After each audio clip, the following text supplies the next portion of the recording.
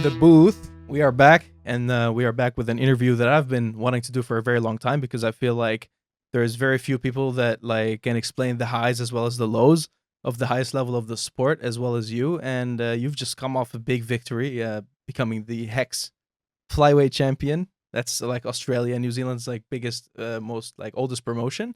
Cynthia Calvillo, how are you doing? I'm doing great. Yeah, like you said, I just came off of winning that huge win in Australia, which is awesome. It's my first fight out of the UFC, so it was Mhm. yeah, this win meant so much to me just because it's been a grueling last 4 years. It's been like I feel like I Mhm. just been, climbing a mountain that I wasn't, getting anywhere. So it felt really good to finally get a win. Exactly, and like that's why I wanted to check and ask first of all, like, how are you really doing? Like, how are you doing after, especially this year? It's been honestly, I was super heartbroken when, I got cut from the UFC. I feel like I've just been having a really just difficult last couple years where, obviously I still believe in myself. Otherwise, anybody else in my shoes, if they weren't 100% what they were doing based on like the outcomes I've been having, they probably wouldn't keep going. The last time I won a fight was 4 years ago. My last two Mhm. fights were split decisions, are really close. And I'd argue say that the last one was definitely more favorable for me, but it is what it is. That's the game, which is really harsh because we have other people that are in charge of your wins, but um Yeah. it was really hard to really stay motivated and stay inspired. When you win, it's a lot easier for you to just get back in the gym and keep going because you're like, okay, I have it figured out. I'm a winner. I can keep winning. But when you lose Mhm. and you lose and you just keep coming up short, it's so hard. It's so hard. It feels like you're just treading in water and you're not getting anywhere. So it's such a huge accomplishment for me. I feel like it's helped me out a lot of, especially just mentally, because like, it just showed that, I still belong with the best of them. My opponent that I fought, Lisa Kyriacou, she had a road to the UFC fight before this one. She lost a really close split decision, and she was really tough. I know she's like on the cusp of getting that big Mhm. call herself. So for me to be a young and up and coming, like just hungry fighter, because I'm pretty sure they told her, if you beat Cynthia, then you're probably gonna get a UFC contract. So you better Oh come yeah. in blazing. So I was ready, and so it was a huge accomplishment for me for just for my confidence. I really needed that. Yeah, she's like, because we have a big like Aussie following, and everyone was like, that's the narrative that was going in. It's like, who has more pressure on them? Because like Lisa, like she's on the cusp of the UFC and stuff, and like this win should get her in, like so. But for you, it's like because now that I'm in management and I know it's like a tireless, like a super tiring and just like thankless job, and especially trying to get those people, like especially former UFC people, back to the top and everything. It's so stressful to like make the decisions that you got to make and like which fights to take right after. How did this opportunity come to you, and like what made you roll the dice, and like did you feel how nervous were you in comparison to like UFC fights? Um, I was, I just felt more. It was just more of a proving for myself to prove to myself, that I still have it. It's really hard not to let any of the negative voices, the negativity to seep in when you just keep trying, you keep putting everything you have forth, and you just keep coming up short. And I've just had some crazy, just a lot of personal, like just like personal things, plus also injuries that have happened that a lot of people don't know about, and all of us fighters go through it that a lot of the world doesn't get to see. There's a lot of battles that we fight outside of the cage that nobody gets to see, and I just kept like trying to like, man, I'm gonna do. I gotta fight. I gotta prove to myself, and to prove to the rest of the world, especially the organizations that I want to fight for, that I still belong at the top. And so it has been really hard, but at the same time, like I really believe in myself, and I think that I still have a lot to offer for this game. Whatever comes next, I've been in talks with my manager, and I think we have some pretty good opportunities coming up. So we'll see. But the way this came up is I got cut from the UFC, and I missed weight, and it was a terrible. It was there's a lot of things going back there. Going into that weight cut. And me and my team, we did our best. I had one of the best nutritionists, perfecting athletes, helping me through. Everything was going right until it wasn't, which was the last minute. And we tried to still make the fight happen, but unfortunately, my opponent and her team didn't want to accept the fight, and so ultimately, the UFC decided to just let me go. And so that was really heartbreaking because I had actually, when I missed weight, I was telling her like, you know, I'm sorry I missed weight, but they're about to face off. We can still fight. Like, please, let's make this happen. We both had difficult, like strong, like we both, you know, need a fight. Like, let's do this, you know. And she was just like, good luck with your career.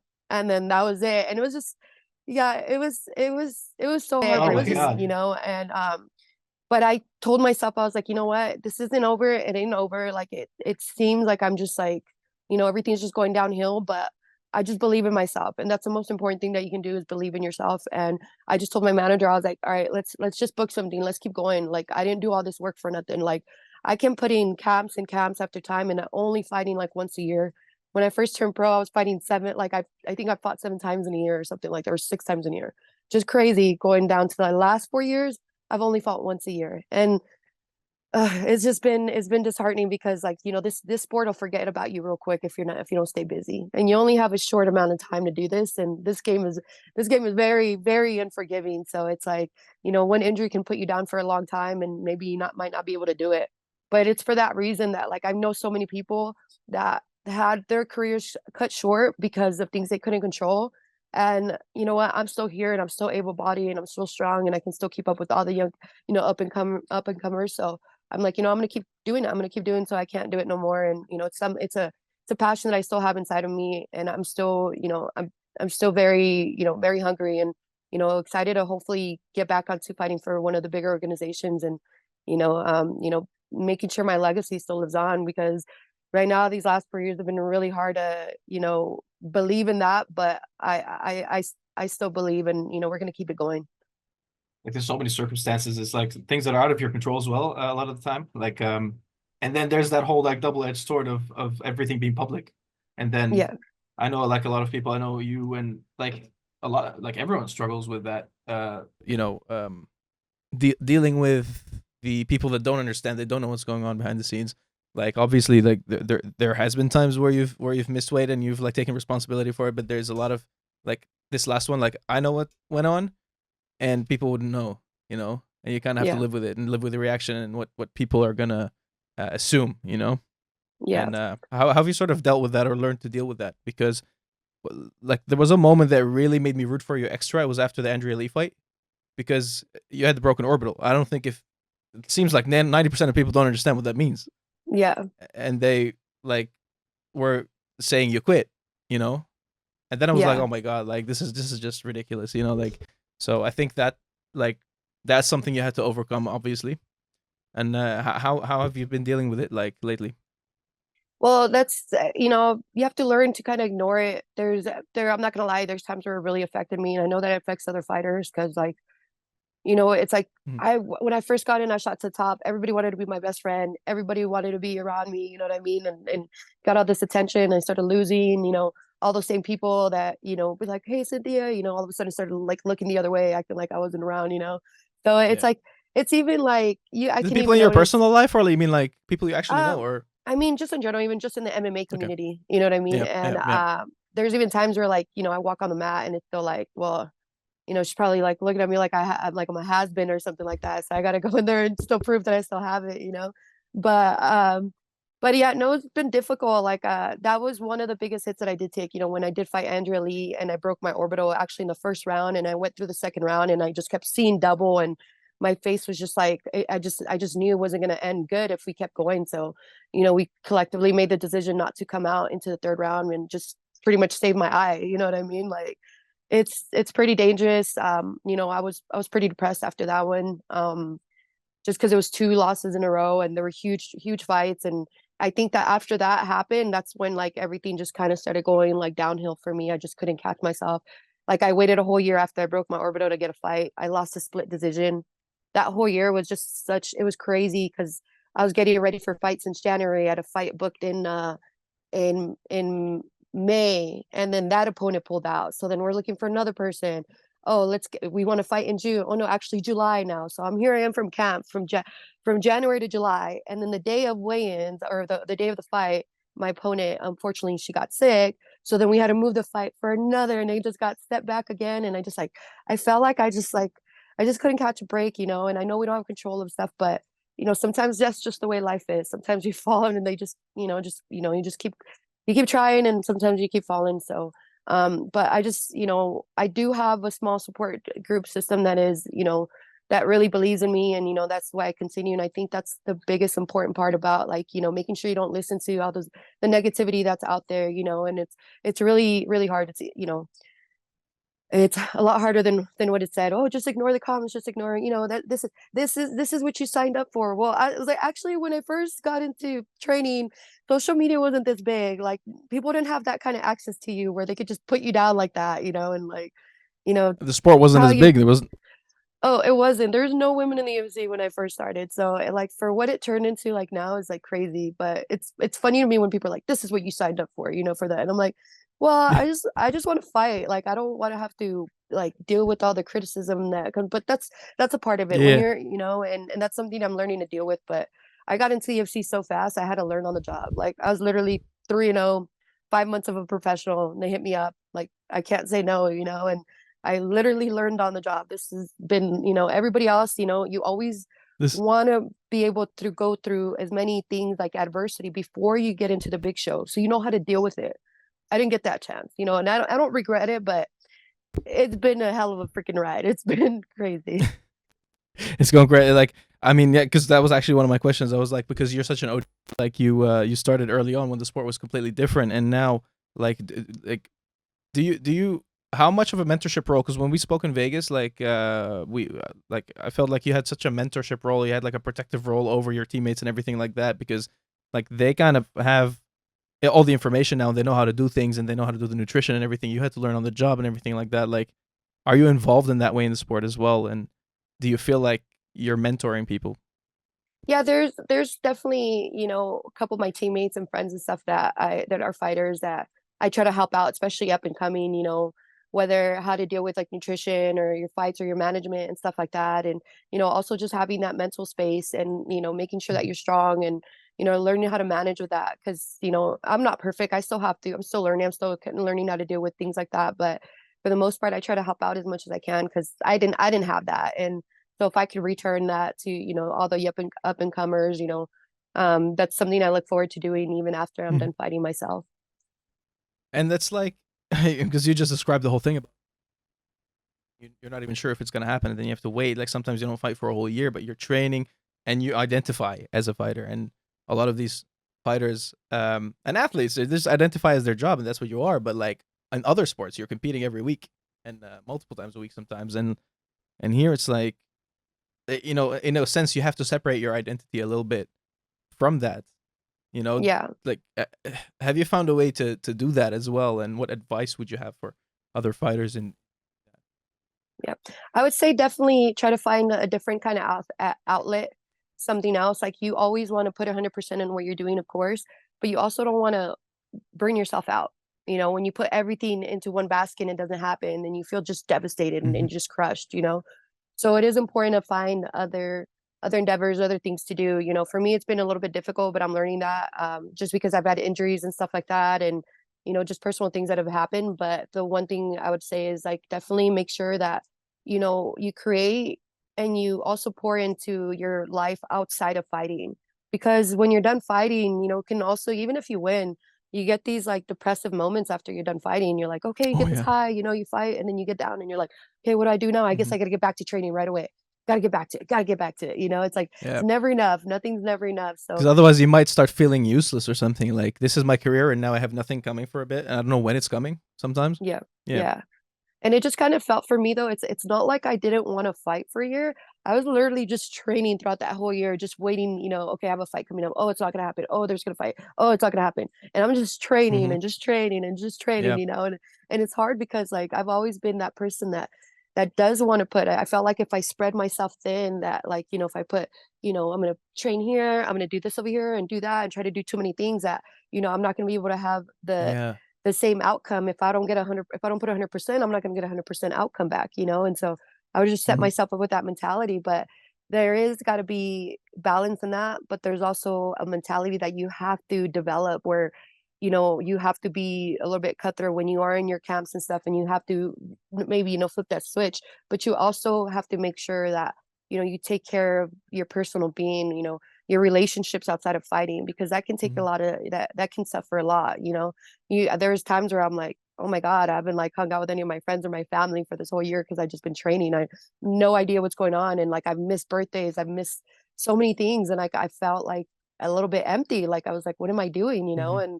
And so I realized that over time I make sure that I still make time things for that, because you'll never get those years back also at the same time. So you want to make sure you prioritize with your family, and all those your loved ones, and make sure that you keep that support system, strong, Yeah. and make sure that they're around you, because if you isolate yourself from it's going to be really hard. You can be really depressed. I've definitely struggled with that before, where I just put everything into it, where I've just like been like, nope, I'm not doing that. I'm not doing that. I'm going to train. This is Mhm. all I want to do.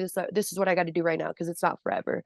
But it passed by, like 7 years for me passed by that fast. And that is something definitely that I don't want to take for granted, is your family, the family time that you need to take. Make sure you make time for that. It's super important.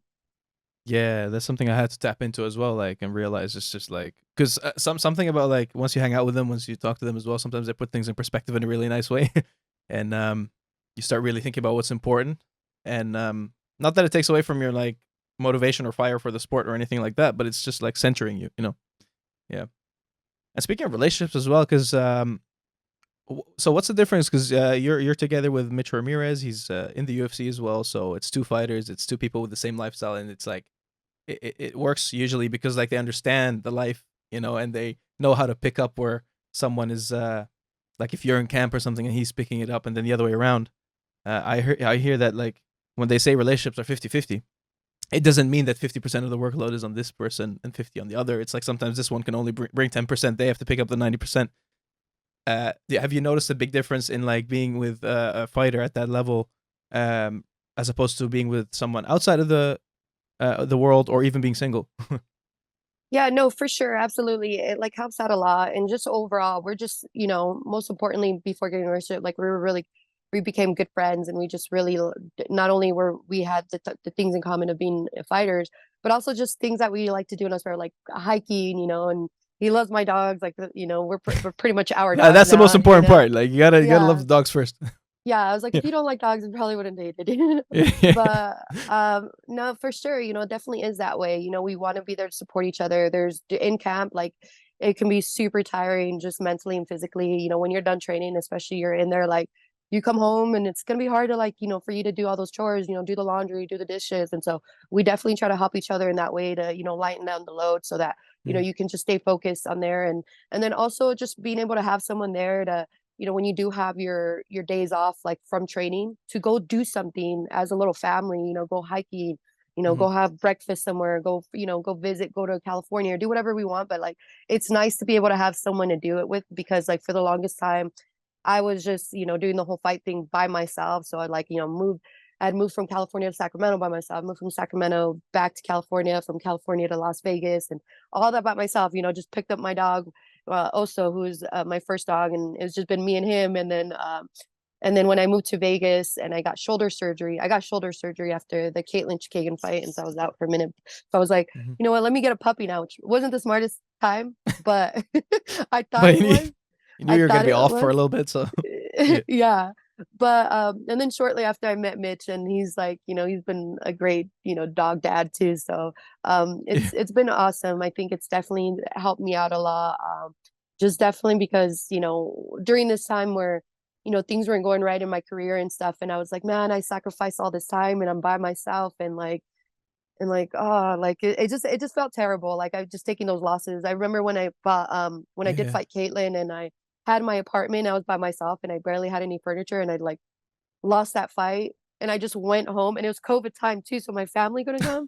And so I just Okay. remember just sitting in my empty apartment, and I was just like, oh, like what's the point of, like, at the same time, like I was like, oh man, I'm over here being a top 10 fighter, and I'm like Mhm. just sitting here by myself, and it didn't feel good. So it's nice to be able to have that support system, Yeah. because they don't really let me get down. Sometimes when you're living by yourself, it's easy to hide how you're really feeling. And so when somebody's living Yeah. with you, and somebody that really cares about you, they can really tell that something's going on, and they're there for you. Like, and so it's been, a ton of help. I really love Mitch, and I'm very grateful for him. Yeah, and it's like it's a weird thing you mentioned as well, as far as like being the ranked fighter, especially in COVID times, and you're like, is this what the top of the sport is? Because I think it was like when you got the main event after and then beating Jessica I'm sure that was like, what was that like? I mean, athletically, that was like your high point, I guess you would consider. Yeah, Um, well, it but was the highest yeah. ranked fighter that I fought, and it was the main event. So Hmm. to get that win, and then I was like, oh shoot, well now I got to fight all the top five now that I beat the number one contender. You know, Yeah. I was like, and so I just felt like I've always felt kind of small for the 125 division. So I was just like, Mhm. okay, here we go. And so obviously it didn't go my way. After that Yeah. fight, it's just a lot of things, just injuries and so it's just been Mhm. it's been chaotic, but we're still here. We're still kicking in and Eh, hopefully we can get back to reaching the top level. Are you so are you gonna what do you want to go down to strawweight again? Because you were planning on doing that for UFC. Yeah. But now you just fought for the flyweight title and won it. Mm, And at yeah. the Hex. So what's the plan in regards to that? I think right now we're gonna stay at flyweight. I did feel smaller than Lisa. She's every bit of like Mhm. a true 125er. But it's just because I just want to make sure I make that weight. Like for me, it's just really hard because I do really give everything I have to make the strawweight division. But if you miss weight, it doesn't matter. It looks unprofessional.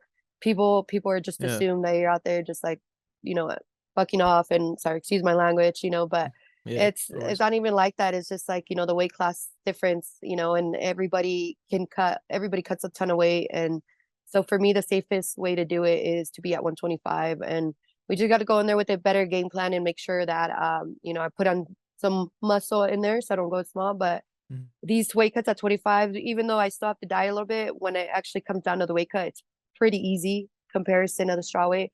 When I walk into the cage as a straw weight, and a flyweight, I'm pretty much around the same weight, maybe a pound or two Oh, difference, and that's it. interesting. So Yeah. it's like So yeah. straw So weight, I'll bump back up to like 129 pounds, 130. For mhm. flyweight, I'm like 132 pounds. So Okay. Yeah. when I walk into So the cage, so it's that's. like, yeah. And my opponents at 125 are obviously going to be more than 132 pounds when I fight in Oh there, yeah. Seen Um, people cut crazy weight. Yeah.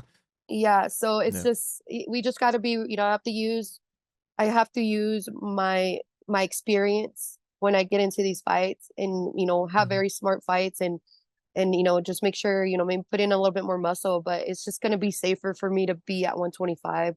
I'll be able to Mhm. fight plenty of more times at this weight class than I would at 115. So I think for now that's where we're going to stay. I just missing weight 3 times like at straw weight has just been like, even Mhm. though I feel like I can make it, everything has to be perfect and like So it's it's such a just too risk. much. It's like you're afraid that if you miss one more time, it's like that's also gonna take away opportunities Yeah, outside of UFC now and stuff. Of yeah, course. who's gonna want to sign me if like I just keep coming Yeah. up short like that? Nobody's gonna want to care. So Oh. at 125, I'll guarantee that I'll make the weight every single time. I'm just gonna have to be the smaller fighter. So I'll be David, and they can be Goliath in every fight. I'll get him down and chop him down whatever way I can. So that's the plan for now because I'm just over that. I feel like it hurt my career a lot having to miss weight and because a lot of people just and just in general nobody wants to deal with that. Nobody really cares about the excuses, and it doesn't matter what you're going through in your Yeah. life. Nobody cares. So, the best thing for me to do is just to stay at flyweight.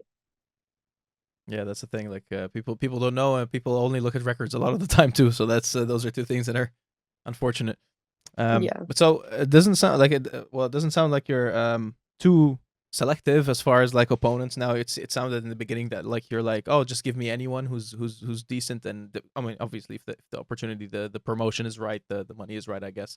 Um, so are you like taking on anyone right now, basically, because you're like, I've already been through like those top 10 UFC people and stuff, so anyone I face now is not going to be at that level, or how do you yeah. look at it?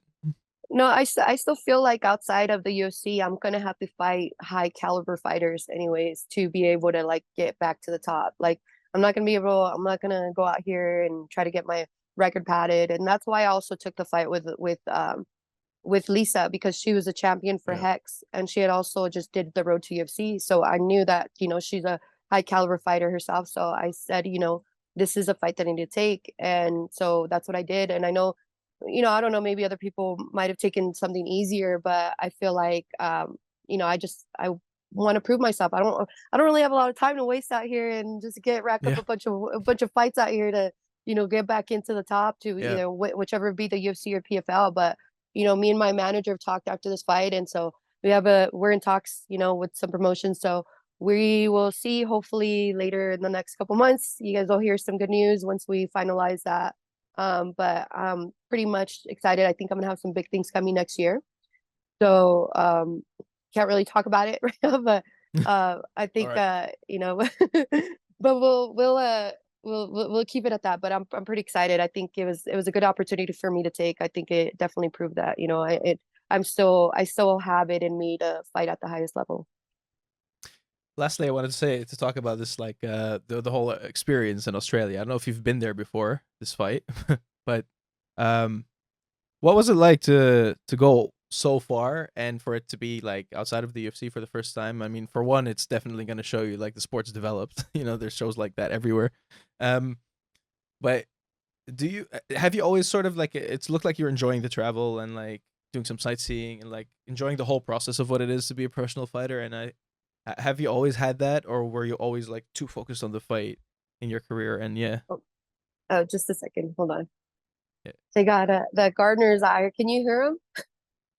No, I see him though. It's weird. Like Zoom is so good at cutting off the noise, the background noise. It's crazy. I just Okay, saw good. him. Well, I also put on this the headphones. I feel like it's easier to get this mic. Otherwise, I feel like if I would have came to the phone, I probably would have caught it. Oh yeah, that's But it. Yeah. he's By the way, passing.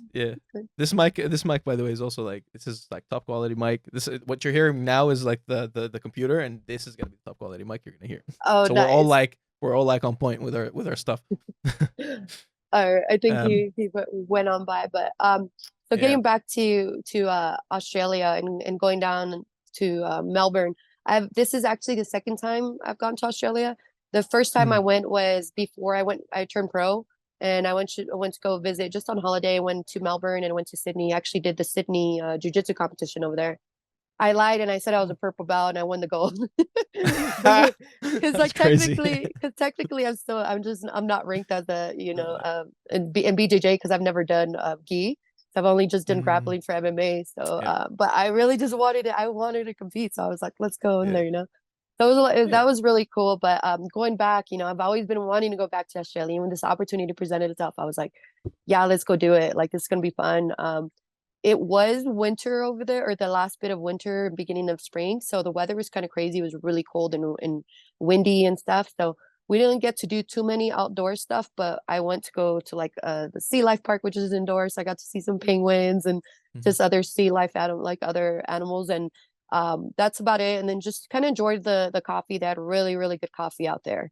Oh yeah. So that was one of my treats every day was I would go get a coffee. But on top of that, just fighting for Hex was such a great experience. Honestly, I was really impressed with their promotion. They were really awesome. They took care of me out there.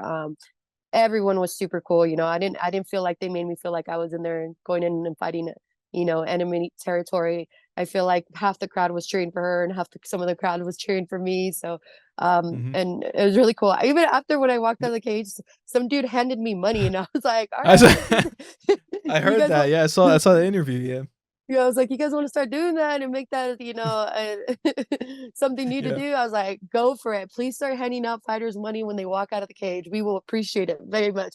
And I'm sure people will Most fight harder definitely. next time. Yeah, if the people start throwing money at us when we walk out or at the fight, I'm sure people will fight harder. Post fight. So yeah. They're doing their own post fight bonuses and stuff. It's like yeah, it's not based on the promoter picking it. It's like the fans are gonna choose who gets the bonus every time. Yeah. Oh yeah. Oh, No, it's pretty that's pretty sick. cool. Yeah. That's And then the also, Aussies are great. Sorry, yeah, go yeah, ahead. and it's just great. The one thing that I try to do every time I travel, because you know, before I got into UFC, before I became a professional fighter, I felt like you know, when I was young, I was like, oh, you know, traveling is only for rich people. You know, I don't know when I'll have that money to just kind of Mhm. travel all over the world. I was like, so I was kind of like never thought that I'd be able to travel the world. So when I got into UFC and they started sending me all over these places, I was just like, this is amazing. And I was like, I don't know when I'll be here again. So I have to go sightseeing. I have to go, you know, go see what's out there, you know? So I definitely, every time I travel somewhere, I try to go walk around, go go, just really, explore the city and it's awesome. I mean, like I said, you never know when you'll be able to get to do these kind of opportunities again, and to go out there as a fighter and, just see people's eyes light up. And it is different because it's like, when you go to places where UFC fighters are not that common, like they treat you really Oh yeah. nice, there with a lot of Yeah, yeah, yeah. respect.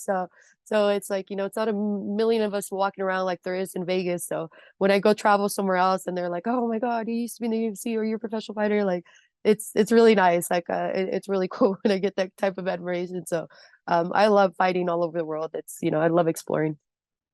Yeah, did you have a lot of people on the streets there that were like outside of the arena and stuff that recognized you and all? Well, inside in the arena, I would say like there's actually one person. She came in, and there's other people that messaged me a lot, but and then like took pictures. But there's one specific person. I guess she's been following me for a long time, and her name is Tegan, and she was like, "Oh my God, you're like one of my favorite UFC fighters. Like Lisa's one of my favorites because she's here from Australia, but." I love you. And I can like hear her screaming outside the cage. And I was like, who's that? Because they were just like really loud. And she ran, after I got done with the Hometown crowd. fight, yeah, to go Hmm. talk to me and stuff like that. So that was really sweet. But just in general, everybody at the promotion, they're involved with Hex were really respectful and really excited to like have Hmm. me there. So honestly, it was such a cool experience. Like I really loved this trip. I mean, not only just winning, but just in general, like everybody there made it such an awesome trip. Well, I love that you immediately found the joy in like in your first like show outside of UFC as well, and like getting that experience. And there's a couple of crowds that like the UK crowds, the Australian crowds, the Irish crowds, everything that are like so they like really really get behind their people, but they're not in a disrespect. They're not disrespectful towards the opponent. They appreciate the sport. They're educated about it, and I love going to those places. Because Oh yeah. I manage a fighter too in Bellator, and like they were like, yeah, I'm fighting the hometown person. And I'm like, don't worry about it. And this came true as well. Like, she beat the hell out of her.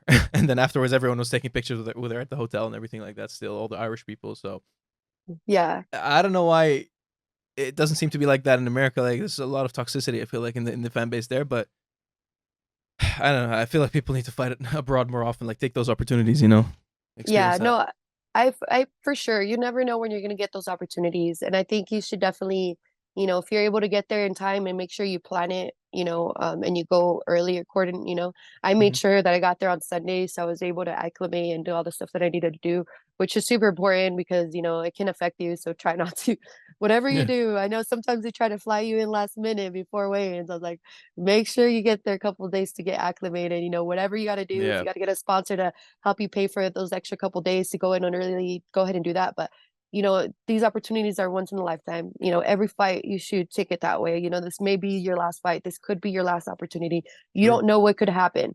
So you have to just take it all in, all the good and the bad, but just have to be optimistic most importantly. What if I can't? Not if like what I can't. You have to switch that mentality. You have to believe in yourself because if you go on there without doubt, with doubt, and I would say that you know, it's not like I went in there with like the most confidence or anything, but you still have to believe in yourself. And I would say that it did take me a little bit my first round in this last fight, even though it was outside of the UFC. It took me a Hmm. bit to like get going in the first round, but after a while, I was like, let's go, But yeah, you got to be confident. You always got to be like, what if I can? Not what if I can't, Yeah. what if I can every single time you can, and so that's what you have to fight for. You got to fight for being having that confidence to be able to win and holding on to that and making sure that nobody takes it away from you.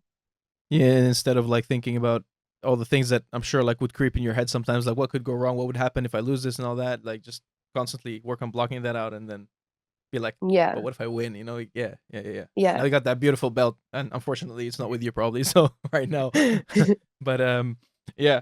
Uh, I happen to like, cause I'm going to Scotland this week as well for the PFL Europe. I haven't been there yet, so I always end up booking the extra day. I happen to just like right before this interview catch a glimpse of. I know you've been there. Yeah. Which city was it? Where were you? Where'd you fight? I was in Glasgow. It is Glasgow. Yeah, yeah. Yeah, yeah. Yeah, I So see that they're going to now be I there need to for ask you people. for travel tips. Oh, I went You ever? to I went to Edinburgh. I went to go see some castles, which is really cool. They also have a lot of great coffee there, and everybody's super sweet. They're super nice. Oh, Like even yeah. there, so I spent my birthday fighting in Glasgow, and I fought Joanne Calderwood, which is her hometown, and I was enemy territory. And Mhm. of course they were booing me. It was crazy, but throughout the week everybody was super sweet. After the fight, like they knew my birthday had passed, so they brought me a chocolate cake to the hotel. Oh, no way. So Love so it. Scottish people are just they're super sweet, super sweet. You're gonna love it out there. Nice. I think I fought in July, so I don't know what the weather's gonna be out like now, but I know It's bad. It's gonna be cold. Yeah. yeah. Checked it out. Yeah. It's okay, but Uh, hopefully you can still like uh, go check out some stuff, and just go out and explore and definitely enjoy the coffee. The food I didn't get to enjoy too much throughout the week, but I drink a lot of their coffee. yeah. I love coffee though, but so that's good. And which accent is worse, like to understand, theirs or the Australian one? Australian one is manageable, I guess. I would say, yeah, the Australian's a little bit easier to listen to, but Mm. they both, when they talk fast, I'm just have to like Like, take a what? double take and try to see what they say. But they're Just wonderful people. started. I honestly, I really Mhm. like both of the places. Was like some of my favorite trips for sure. Perfect. Well, thank you so much, Cynthia. I appreciate your time. I know you don't do too many of these. Um, I will end on like this. I have like 4 questions from fans that I singled out, and 2 of them are from Australian fighters. So if you want to answer those, and then I can let you go. Okay, I let's mean, do it. Joseph Luciano MMA. He just got a big win on Bellator. When will she next fight on Hex? Do you have any plans on fighting a Hex again? Because he used to be the Hex champion, by the way. Oh, awesome. Well, we'll see. Like I said, we have some things in talks for like next year. Hex, I believe, is having a fight in November, so I'm probably not gonna be fighting in November. So we'll see what happens. But I more than happy would love to come back to Australia and fight anytime. I really love them. That's something I told them as soon as I'm done fighting. I'll come back whenever you guys would have me. Whether depends if I'm, have to defend my belt or if I have to move on, that's fine. But I will always have a lot of love for Hex, and I would want to go back there. Anytime, even if they just have me as a guest fighter, I will come out there 10 out of 10 times. Well, very excited for the next move, like for the next announcement. It's being kind of hyping it up. Yeah. Yeah, and like your level is still like really there. Like I feel like you haven't really lost a beat. Yeah. No, I Um, still I still have it in me. Trust me. I know that my training partners know that every time I go on the mat, I am one of the hardest workers on there, and I know that I still belong. Like I train at the PI, I still train with all the mhm. high level fighters in there, and I'm not getting my ass beat, so I still have it. That's the gauge, you know. Like, as soon as I start feeling like I'm getting my ass beat, I'm out. Drop Bear MMA, really good friend of mine as well. So what do you think of the level of talent in Australian MMA? I reckon you've also like seen some of it by doing tape study on Lisa and stuff. Oh yeah, dude, like it exploding out there. I'm telling you, they have a lot of high caliber, fighters that are coming out of Australia. Just recently, I don't know how many fighters they just got in from contenders, and I think in October Yeah, a lot. they're gonna have two they're gonna have two flyweight champions, the Hex champion and the Eternal champion fighting. There was another Hex former champion that just got a contract with the UFC. Like honestly, I'm super impressed. Like it's they're blowing up. They've been putting out a Yeah, lot of talent from Australia, high caliber fighters. it's almost like one person got through, and then everyone was like, "Oh, we can do this," and they went balls to the walls and just like That's started crazy. shipping them off and beating each other I up. yeah, I think Hex themselves, they said that it's been up to like about 40 fighters from Hex that have gone to the UFC Jeez, over since they oh my god, started, that's which a is lot more than I thought. yeah. Yeah, that's more than I thought too myself, but that was something that they were telling me while they were there. But I was like, honestly, but this year alone, I have noticed so many Australian fighters. But I mean, we already had Alex Volkanovski. He was the champion, he's one of Yeah. the greatest fighters that we have out there. So it's like in a lot more, I can name plenty of more, but yeah, Mhm. it's they're not skimping out there on talent, that's for sure. Yeah, definitely like a lot of like across PFL, Bellator, UFC, like they're just full of Aussies now. Oh yeah. Yeah. No, it's great. There's a lot of talent out there. I'm telling you, it's blowing up. I got 2 more. Carlos Moreno Boxeo. What is your best memory in the sport so far? Um, my best memory in the sport would probably be my first fight in the UFC. Um, it was just like something that I've been like dreaming about for a long time before I went pro. You know, I dealt with so many Mhm. injuries and a lot of setbacks back then too. Even before I went pro, I was in 3 year setback where I kept breaking my forearm Wow. over and over. And it was hard to stay motivated and trying to tell my parents that I'm gonna be a UFC fighter, but I just kept breaking my Yeah. arm over and over. And so me getting that first win and being on the main card and like just going home to my like talking to my parents and just seeing my dad's eyes light up, like that meant the world to me. Like for him to be like, man, like dang, my daughter's a UFC fighter. This is crazy. Yeah. So for me, that was probably my favorite, most favorite part was being able to, just show my parents, like, we're gonna, I'm gonna bring our name to like the big stage, and I made it happen, even though it was a struggle, and they probably thought I was a little bit crazy when I first started, and they're like, are you sure you think you're gonna get in the UFC? That's kind of crazy, because it just seems so far fetched, especially from where Especially we at that started. time. Yeah, for Yeah, women, especially at that and time, yeah. they're like, okay, you really think that you're gonna make any money off of this? Like, good luck. Mm. They're like, I think she's just going through a phase, and then boom, I busted on there on the scene, and so that was definitely for me my most memorable, my favorite memory in the sport was my first fight in the UFC, getting in there and just seeing my parents and talking to them after my fight. Yeah, was it like a fighting family? I know, like, are both of them Mexican? Yeah, they're both Mexican, so And they watch they, fighting and you grew up with that? yeah, they kind of, well, my mom doesn't like watching fighting, but she is a Mhm. fighter. I'll tell you, she'll kick anyone's ass. Like Yeah. she's a tough Yeah. lady.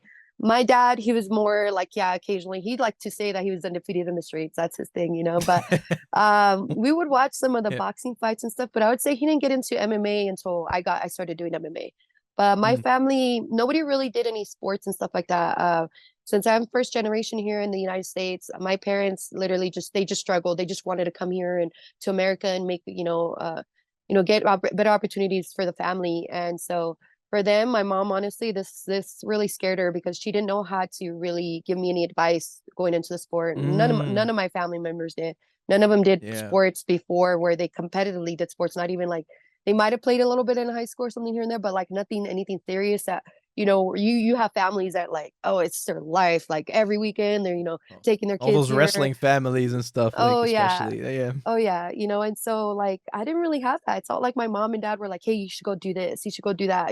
They were actually anti-fighting at first, because they were just like, "I Mm. can't let my daughter, my youngest daughter, go out there and try to fight," and like so they thought it was pretty crazy. But my brother Freddie, he's a little bit closer to me in age, and he was born here in the U.S., but he did Muay Thai smokers, and he loves MMA. He loves Wow. Pride. He loves that. So but he never really did it. He never did it at this level.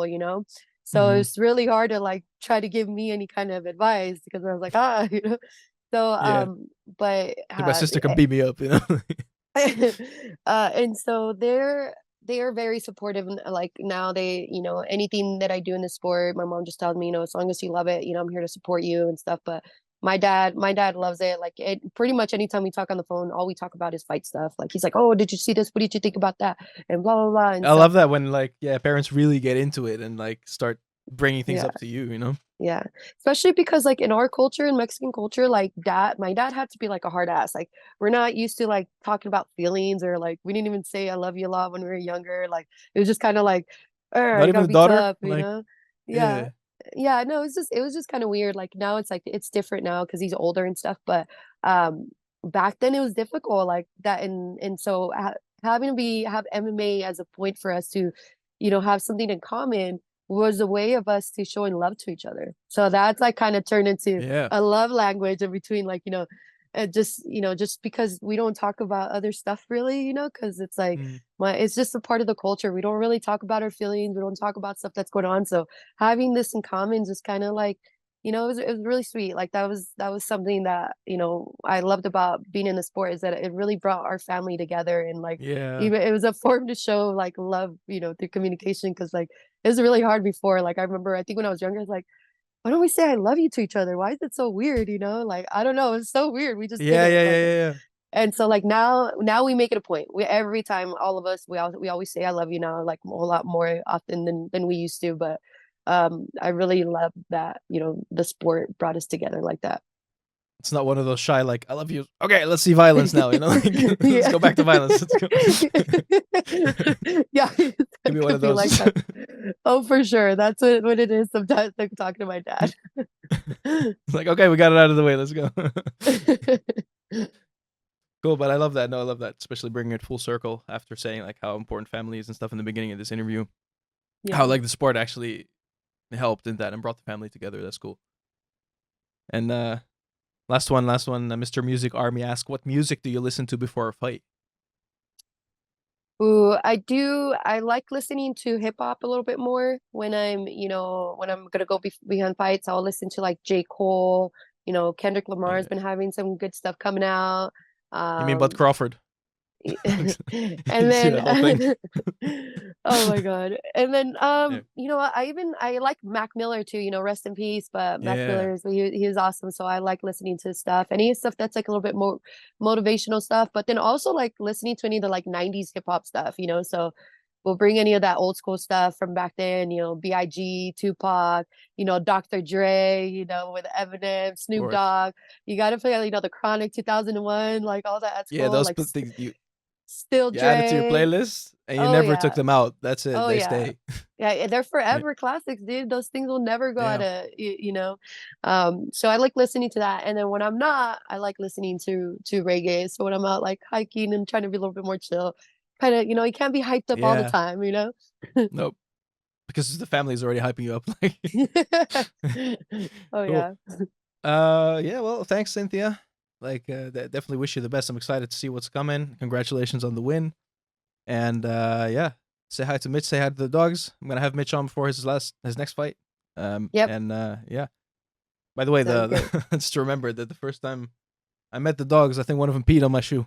Like, so Yeah, I'm they pretty remember. sure I'm pretty Yeah. sure something about when guys that come over to the house that also always gets a little like Yeah. territorial, and he doesn't do it all the time, but it's just so crazy because like I'm always like, they're so good dogs, they're good dogs, and then he goes They and does are something though. like Yeah, that. they're really good dogs. They're really well behaved as well. So I find it hilarious too, though.